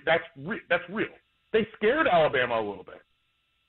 They scared them. They were like, Alabama's like, oh no, we do need to put we got to put our foot on the gas because these guys might actually do something against us. And so it's having an identity matters a lot. And Utah, these are two sides of different coins, or they're two sides of the same coin. Tennessee's identity is that offense and the way that they want to go fast. Utah's identity is like we eat nails and that's what we do. Like we're tough guys. We're billy goats. And I'm going to tell you what, when they go down to Florida, I hope Florida's ready because Utah's about to bring them some pain. I think that makes Vols fans feel as good about their football team as anything ever said into a microphone at any other point this offseason. What incredible analysis. Mike Felder just took two teams that could not be more polar opposite in their playing styles and gave us an analytical comment with them interwoven together on how they have a similar approach. Yeah, but here's why it matters more than anything anybody else has said about Tennessee. Can you tell me why? Anybody? Raise your hand if you can tell me why, except if you're driving. Hands at 10 and 2. Can anybody tell me why? Is this a rhetorical question? No, not this time. It's because Mike actually understands football. The problem that he expressed with SEC Media Days is that the coaches are not asked proper football questions. You are asking Lane Kiffin about conference realignment and NIL. And advice for student reporters. Is that something that happened? For Nick Saban, yes. Did Nick have a good comment on that? He chuckled a good bit. He was like, I don't know that I'm very qualified to answer that, but he said, fair and honest is always a good route. Why don't more college football, not just college football, I think more football reporters, why are there so few people who actually understand what it is that they're watching on a regular basis? Mike's explanation of why Utah and Tennessee are comparable has nothing to do with the schematics of the football team, except that what it is that Kyle Whittingham brings to the Utah team and that Josh Heupel and his staff have made sure to establish at Tennessee is that is going to be a recognizable brand of football every time they take the field. There's not going to be a lot of variance.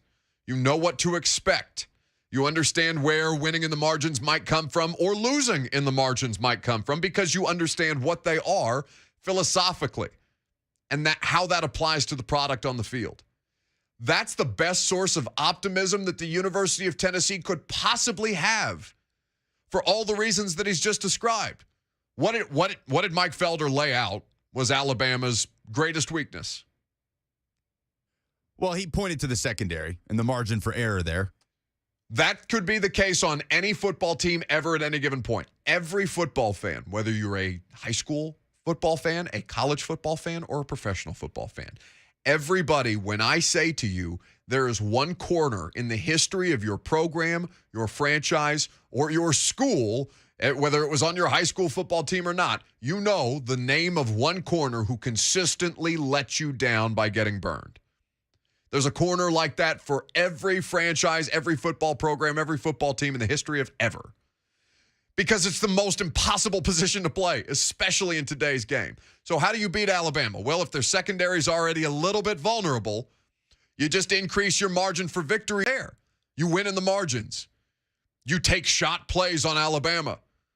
I think most people may not necessarily think that that's the way to beat Alabama, by taking risks or being aggressive even. Because I don't even think you could call their secondary vulnerable. They have one of the better secondaries as far as front-end talent in the country. And I saw Tomahawk Chop in the YouTube chat saying it's laughable to say Alabama's defense is a weakness. I don't think that's what Mike Felder was saying. We were just asking him, hey, what's one reason that Alabama could lose a game in 2022? And he said Darrelle Revis is a Hall of Fame corner. Randy Moss embarrassed him. He was just trying to find a margin for error that teams could take advantage of, which is not an easy thing to do with Alabama. The analysis of Alabama was their weaknesses are bleep happens. Yeah, pretty much. Pretty much. Right? But that's football.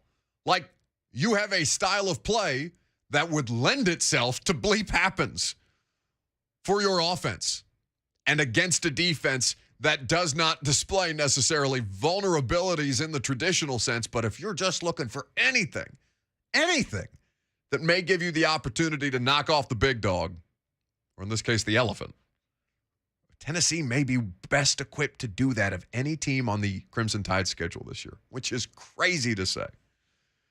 615-737-1045 is how you join the conversation. Speaking of SEC football, Mike Leach, head coach of the Mississippi State Bulldogs, he's up next on the podium from SEC Media Days. We'll see what the Pirate has to say about everything going on in the sport. Then we'll talk about how hapless a wasteland the SEC West is for everybody not named Bama.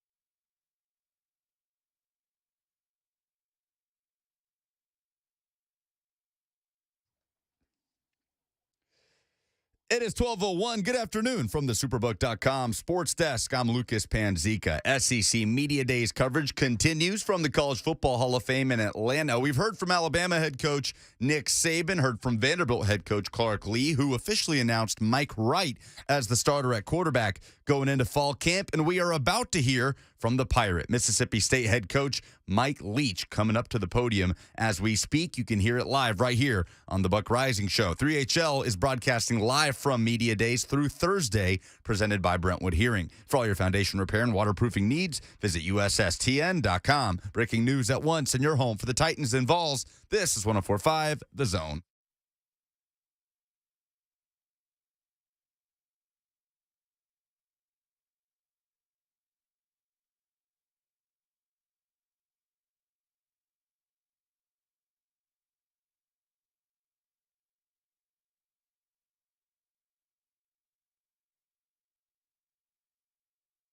All right, let's go. Final hour here on 104.5 The Zone. What are you laughing about? What happened? I'm laughing at Mike Leach, man. Oh, damn it. Is it already started? He steps up to the podium and he says, after the introduction, Greg Sankey has very deliberate introductions for these head coaches, and Leach steps up and says, all right, well, I appreciate that. Any questions?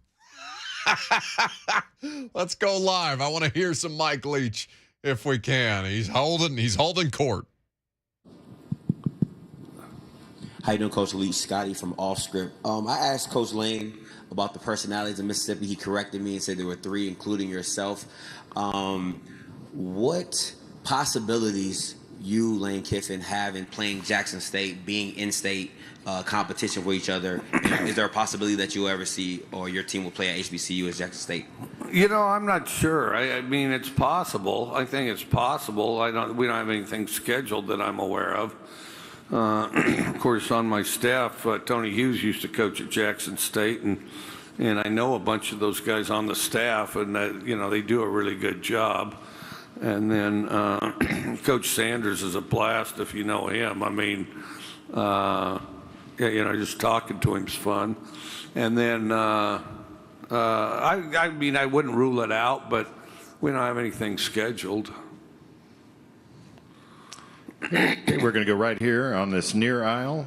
Drew DeArmond, WZZN Radio, Huntsville, Alabama coach. I wanted to ask you about your offense. It's, of course, the air raid. You've been known for production since your days at Texas Tech. You took a jump in productivity in year 2. What's the area you think that needs to be improved the most, and what do you like about your offense heading into year 3?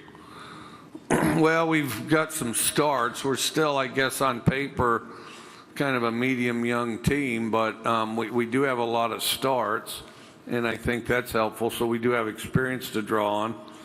I think we need to sharpen up at receivers. I think we need to kind of polish up our receiver play. I mean, we have good guys that work hard, and I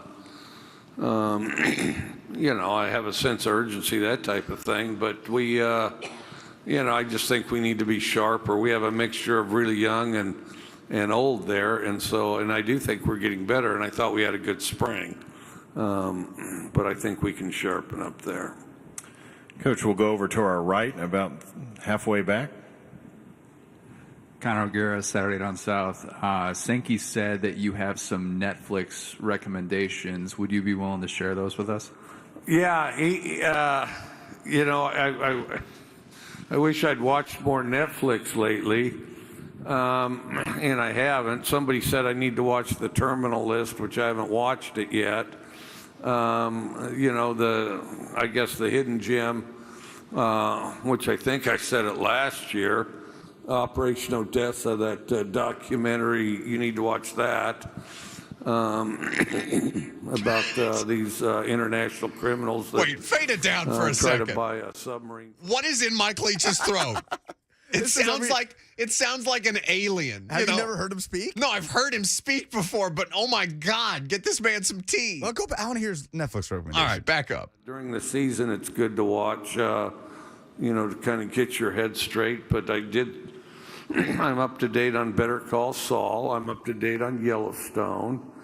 I'll tell you, that's part of it. The kids got me into Stranger Things, and I'm certainly not ready for this season. I'm about halfway through. And I don't know. So if you guys have any good recommendations, I could probably use them. And so I guess I'll defer to the numbers here. All right, Coach, we'll go right in front of me, about 3 rows back. Kirk? Kirk Bowles from the Austin American-Statesman. Oh, good to see you again. Good to see you, Mike. Severance is pretty good. I'm not sure if that's Netflix or not. What is it? Severance, about mind control. Oh, yeah. So I might check it out. Well, don't try any funny stuff. Okay, all right. I couldn't get to you. I know you missed Texas and Oklahoma desperately. I was curious to your reaction when you found they were going to be doing the conference, and how long do you think it'd take them to get acclimated for this league? Well, I think they're kind of already acclimated from the standpoint, good teams play as hard as they can and try to improve their skills along the way. And so I think they're certainly ready to do that. I think the competition level raised. And then, from my standpoint, and I get asked that, especially from the Texas and the Oklahoma people, from their standpoint, I think it's going to change things quite dramatically. From our standpoint, you guys have us as having the toughest schedule in the country. So that being the case, we can't play everybody. So knock 2 of those guys off and add OU and Texas, and I probably gained about half a step, I would think. The 2 most eastern teams in the West are the 2 Alabama schools, so send them east, and we have to play Texas and OU, and I probably gained a little on that. Coach, we'll go over to our right side along the far aisle. Brent Zorneman, Houston Chronicle. Coach, whose side are you on in Jimbo versus Nick? I think they both kind of illustrate the frustration of how things are, right now, and it's not sustainable, so something's going to change. Right now, we haven't defined what exactly is an amateur or a student athlete as opposed to a professional, and I think we need to do that. And I think there is ways to do it. I think that, some football players may be in their best interest to remain a student athlete and, under that model as opposed to professional and vice versa. And I think that's got to be defined. Currently, college athletes have more privileges than anybody at any other professional level.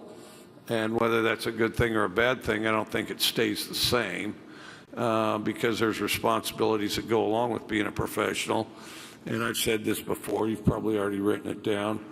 But those guys lock themselves in rooms and watch film all the time, so you'll be able to get away with it.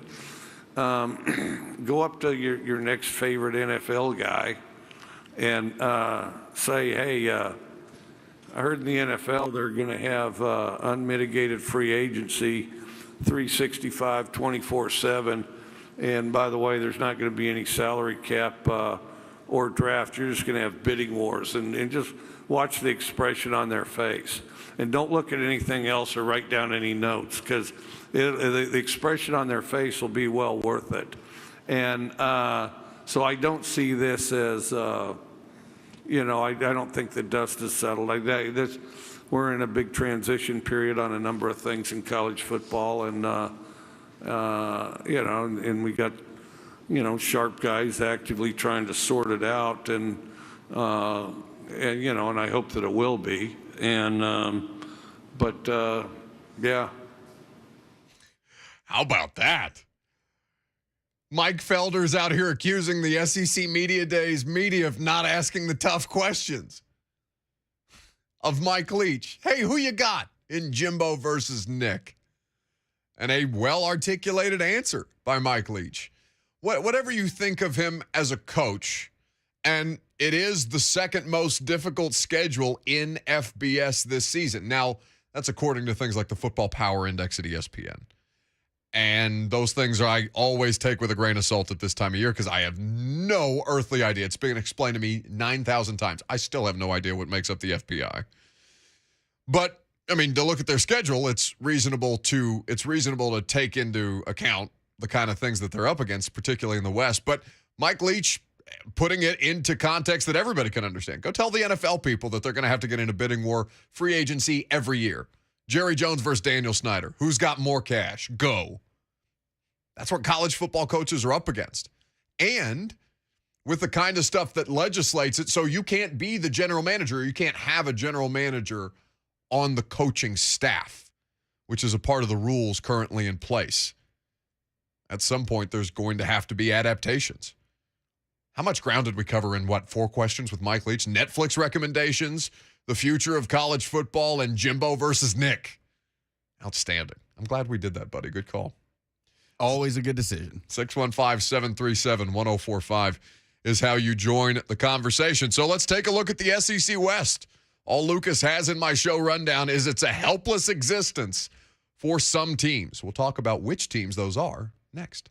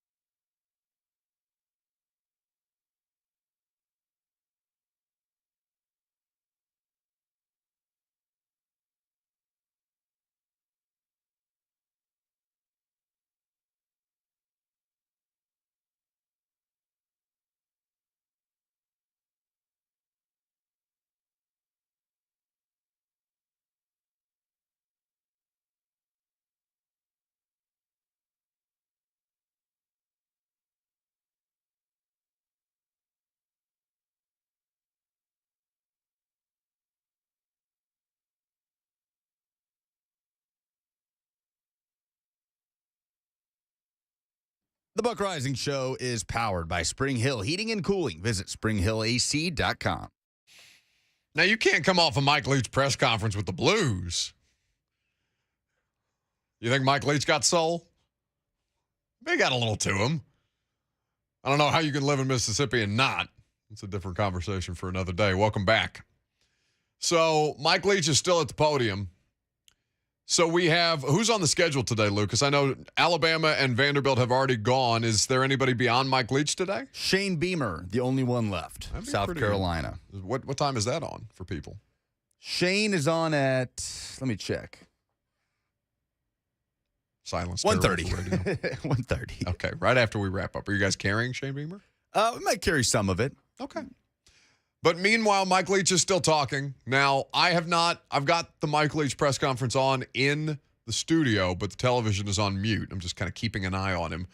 And in discussing, before we get into, just what kind of a wasteland it is for teams like Mississippi State that have zero chance, in all seriousness, to be able to compete beyond what they did. Do you know where Mississippi State finished last year in the West? Just out of curiosity, because I have it in front of me right now. I believe they finished 6th, right? They went 7-6, and Auburn went 6-7. I think it was just one spot ahead of Auburn. So they finished one spot ahead of Texas A&M. They were 4th in the West last year. That's right. Well, they went into that regular season finale, basically from 2 to 6 in the SEC West was completely interchangeable. They went into the last week of the regular season in the Egg Bowl with an opportunity to finish 2nd in the division. Yeah, no, without question. And that's just how convoluted the SEC West was in the middle of the pack. Well, and Dawn Davenport was on earlier with us. If you missed any of the interviews between Felder or Dawn today, we have a lot more good stuff coming later in the week. Check out the podcast available via your favorite podcast app. Just search The Buck Rising Show. Dawn said that Mississippi State is one of those teams under Mike Leach. They could win 5 games. They could win 10 games. They're just they're just kind of this oddity. And, maybe because the coaches as well. Now, there was a clip from Mike Leach I hadn't heard, but you said you wanted to play one. Now, Mike Leach got to the podium. He was introduced. He said, thanks. Let's take some questions. No opening statement. Greg Sankey talked for an hour. It felt like yesterday. And, there's a little bit of a difference between Greg Sankey's responsibilities and Mike Leach's responsibilities. But the custom is to get up and give an opening statement. So, Mike Leach, why did you not give an opening statement? Okay, so opening statements. Well, I hate opening statements, and I really don't see the point of it. And so as opposed to me sit there and think of some flowery opening statement, which I've done before, and then at the end of the opening statement, a number of people ask questions that have already been addressed in my opening statement. I decided we'd just sort of cut out the middleman, and then you go ahead and ask the questions, and I'll go ahead and answer them. And then I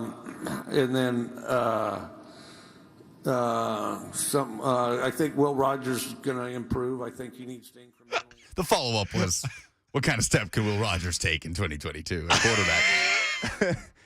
I just thought it was like him. I thought he was like faking an opening statement. I thought he was doing a bit. That's very disappointing to hear.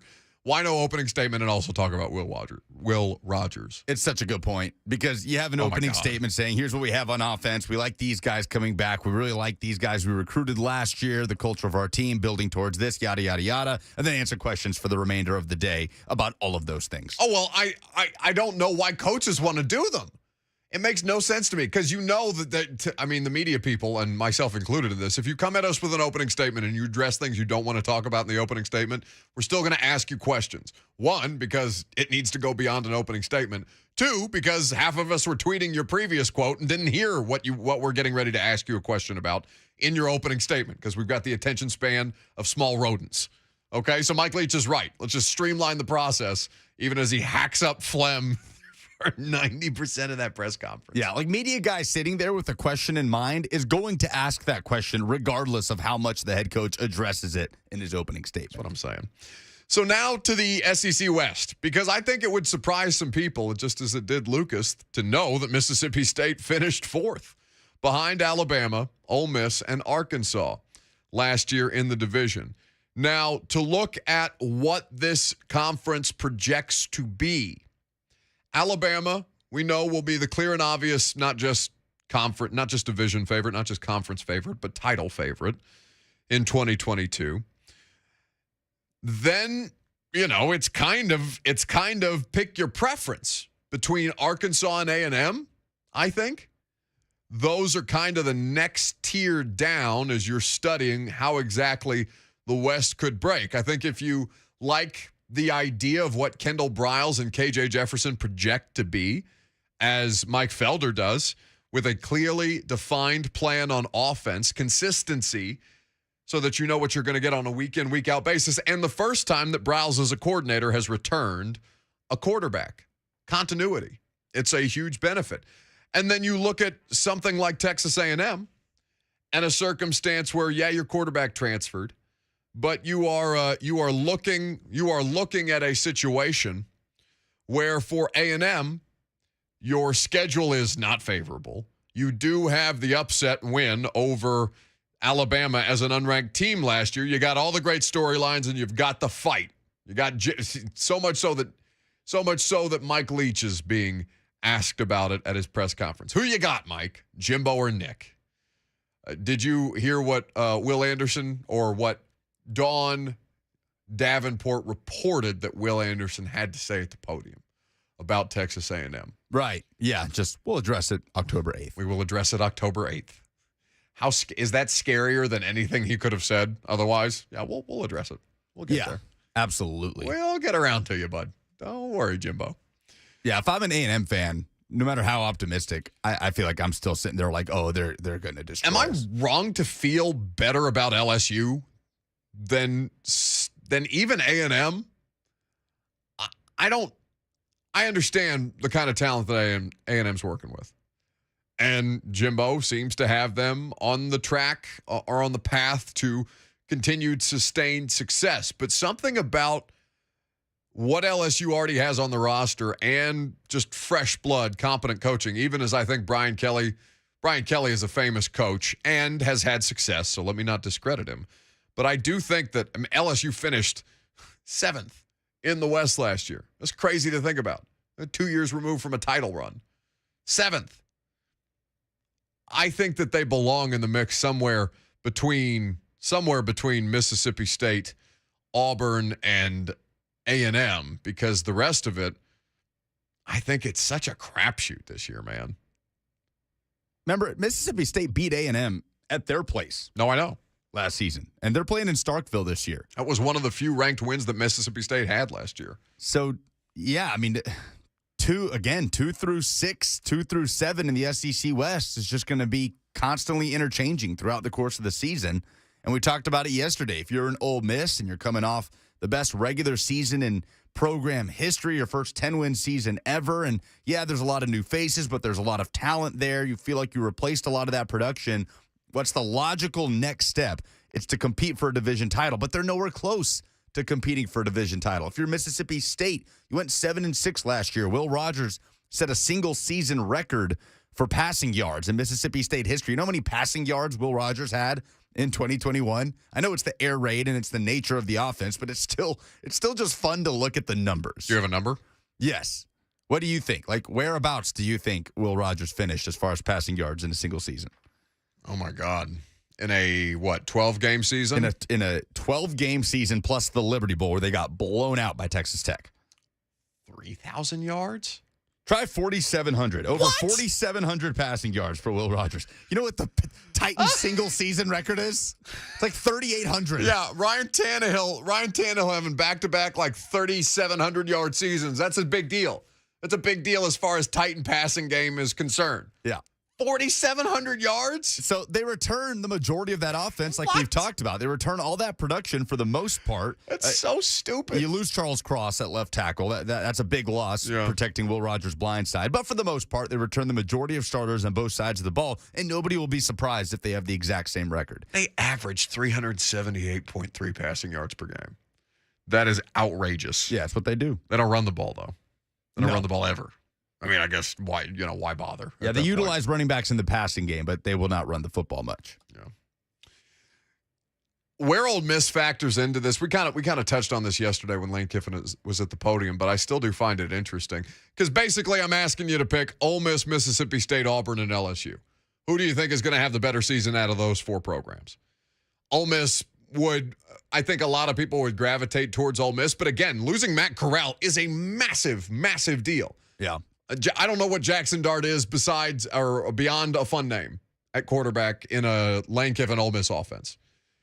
But between Ole Miss, Mississippi State, Auburn, and LSU, heading into 2022, I have no earthly idea how to feel about the Auburn Tigers. I have no idea how the kids on the team are going to respond to everything that Brian Harsin just went through. The turnover there with the coaching staff under Harsin has been insane. And it seems like the boosters, where you would not normally account for that overwhelmingly affecting the on-field product, I don't know how it couldn't because he is being dragged all offseason long. I'm shocked he's still back there. I'm shocked he went back. I mean, I guess what else are you going to do? But, like, if I was Brian Harsin, I would find that situation almost untenable. Even as there's only so many of there's only 14 SEC coaching jobs, soon to be 16. But still, like, man, your life cannot be pleasant to experience if you're Brian Harsin and you just went through the last, 6 months? I guess the 6 months prior to SEC Media Days going through that. It doesn't look like it's been a lot of fun to be the head coach of that Auburn program. And now you're going to be more under fire because still you play in the West. Still, your answer at quarterback is questionable at best. Zach Calzada, does that do something for you? I don't feel better about Zach Calzada than I did Bo Nix, who, by the way, plays at Oregon under former Georgia defensive coordinator Dan Lanning, who will face Georgia in week 1 of the college football regular season. But still, I don't know how to feel about Auburn at all. 615-737-1045. Gator Mike calling in to throw some shots at the SEC West from the East. What's happening, Mike?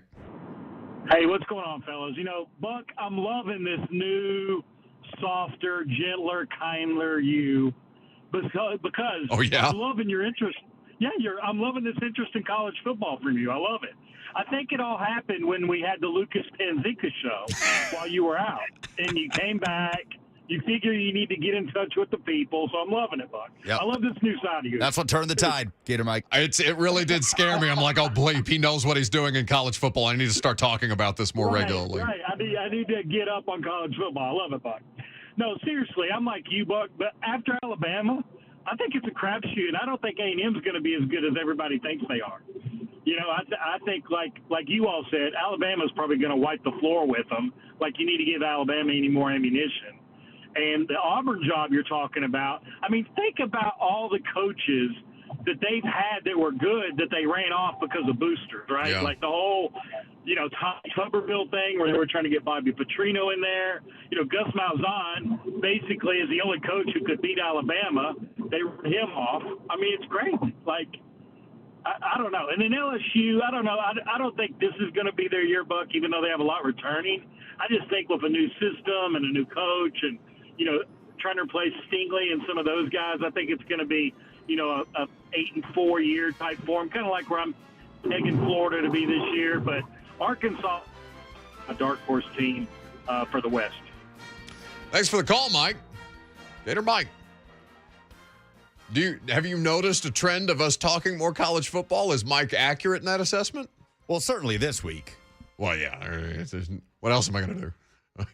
I mean, we could talk about the home run derby if you want. Talk about Madden ratings. Oh. I'm very appreciative what is that that? we're not Was doing that a shot? What are you doing? No, I'm not taking a shot at anybody, but I've seen it floating around on Twitter and, so-and-so has rated this. Oh, my God, the speed rating on Jamison Williams. So you've got that. You've got, the Open was fun over the weekend, but SEC Media Days trumps that for us, certainly. And then you have you seen the quotes coming out of this Adoree Jackson, Steve Smith interview? No, I need to give that a listen. Talking about Mike Vrabel? Yeah. I'm only on the show one more day this week. I'm doing tomorrow, and then I'm taking a long weekend. I'm taking my last vacation before football season starts, and our lives end until next June. But I have been so refreshed by the idea of not having to talk about nothing going on with the Titans. SEC Media Days is an oasis in a wasteland. Bless you. Mike Leach saying, giving Netflix reviews and talking about reformatting college football. Like, this is exactly what we needed to get by. Because I don't care what Adoree Jackson had to say about Mike Vrabel. I don't care. He doesn't play for the Titans anymore. It's the A.J. Brown thing, except it's worse. It's 3 years removed. Get it out of here. Enough. Andrew says you could go back on vacation so we can have more of Lucas. You will have more of Lucas. I'm taking, so Thursday, we're turning things over to Lucas and Coach Doug Matthews when Josh Heupel speaks to the media. So you'll get there's probably going to be 3 hours of balls, yeah? Well, we'll do a lot of SEC stuff. Jimbo Fisher speaks on Thursday, and we're going to be able to carry some of that. Heupel will talk during J. Martin Ramon. We will carry some of Jimbo Fisher. I get a feeling that we're going to want to listen to what he has to say. And then Friday, I'll be with Will Bowling. We'll kind of put a bow on things. Something about A&M does just not, it doesn't, I have no way to describe these things, but it's just like a gut instinct. There's something I don't like about what A&M is going to go through this season, like for them. I feel, they have this thing from Bill Connolly at ESPN. It's behind a paywall, but it's an SEC West football preview. And again, Alabama, team to beat, potential runs deep in the division. A&M is viewed favorably, certainly by any number of college football pundits that you would find. But something about their vibe this offseason, which is, of course, the worst possible way to do the analysis. I'm getting bad energy off them. What evidence Jimbo needs to go have? shop for some of those like crystals that they sell on the on the strip in Gatlinburg. Yeah. Some of those energy crystals, mood crystals. Jimbo's got some bad karma hovering around him. I don't feel good about A&M this year, Paul. Just vibes. Don't like the vibes. I think I'm predisposed to not like A&M's vibes because they give off cult. They don't give off cult. They are.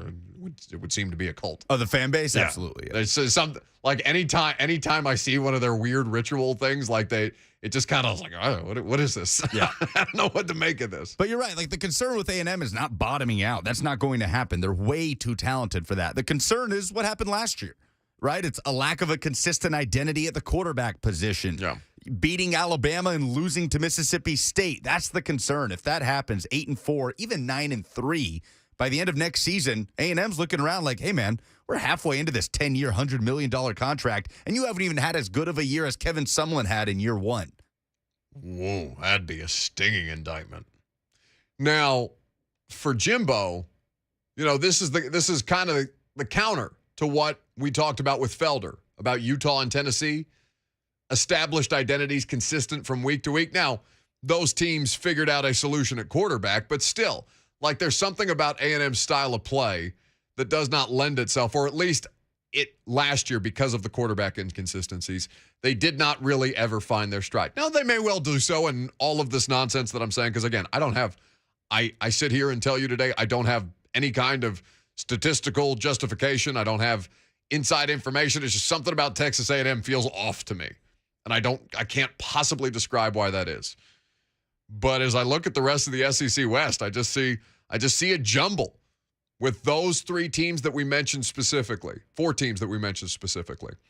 Ole Miss, Auburn, LSU, and Mississippi State. Beyond that, I don't know, man. Alex in Nashville is next. Hello, Alex. Hey, brother.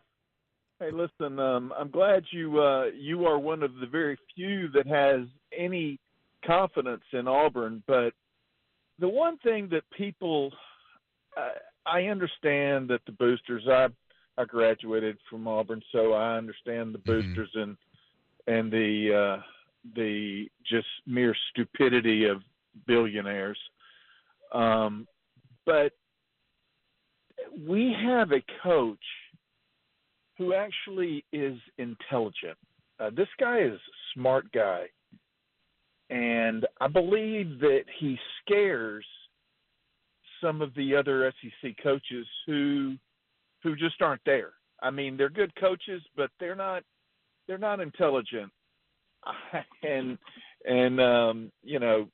people can argue with me all day and all night, but last year with JT, we got so close to beating Alabama and you can say it was our defense or whatever, but 2 plays in that game go another way, and we take Alabama out of the national, out of the national game. So it's just, I think we've got a little bit more to offer than most people are giving us credit for. And actually, I like that. Most fan bases do. Thank you for the call, Alex. 615-737-1045. Lucas, I asked you, while Alex was expressing his opinion, I asked you if there was any merit to what he's saying about coaches fearing the intellect of Brian Harsin. And he appears to be. Now, I understand that the caller was saying that kind of tongue-in-cheek, for lack of a better term. I don't know that coaches fear outright Brian Harsin's intellect in ways that are just discernible. But, I mean, Brian Harsin is a coach with a track record of success outside of Auburn. Now, that was the question. You bring him in from a program like Boise State. What is it going to look like in the SEC? This is obviously different terrain. You have different responsibilities. But the issues with Brian Harsin aren't necessarily his coaching acumen. It's what? It's recruiting. He's won a lot of games. He's a good play caller. Brian Harsin's a good football coach, but got 4 guys committed in the class of 2023 right now. That first recruiting class, when Harsin is hired in that first cycle, that's a wash. We don't even need to talk about that. Last season, Auburn finishes in the top 25 in the 24/7 Sports Composite, and right now they're sitting at 73 in the country. And I know it's July, but everything is sped up. The signing period is in December. It's not in February anymore. Auburn has 4 players committed. They're not going to finish with 4 players, but you're just not seeing things go down an encouraging road when it comes to recruiting with Brian Harsin. If it's a similar, even if Auburn takes a step forward and you're looking at a 7-5 campaign under Harsin this year, and things don't get that much better on the recruiting trail, he's going to be forced out, man. I think he's going to be forced out. And the thing is, as much as we can talk about boosters meddling and how toxic it is at Auburn, and it is, it'd be hard to argue. It'd be hard to argue when you look at the recruiting track record and it not improving. It's hard to look at that and say, yeah, he's the guy that's going to bring Auburn back into the national conversation. Last call for phone calls. Do some polls, wrap up the show on this Tuesday. I'm Buck Rising. It's 104.5 The Zone.